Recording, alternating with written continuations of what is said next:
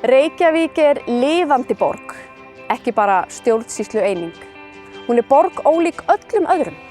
Stórborg og smábær, ung og kraumandi, en saga undir hverjum steini.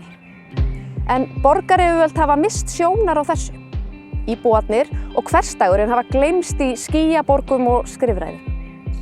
Síðustu vikur höfum við farið vítt og breitt borgina, hitt eldhuga í viðskiptum og listum, unga sem aldna, fólk með ólíka reynslu, en þá sameiginlegu trú að borgin okkar geti orðið betri. Verkefnið ekki flókið. Þegar snjóar þarf að moka og þegar vorar þarf að sópa. Við þurfum að komast á milli staða, eignast heimili, fá góða menntun og elta drauma. Eldri kynslóðir eiga skilið að finna að hér sé hugað að þeim og börnin okkar eiga kröfu á að skólarnir þeirra séu í fremstu röð. Það vor í Reykjavík og við finnum meðvindinn.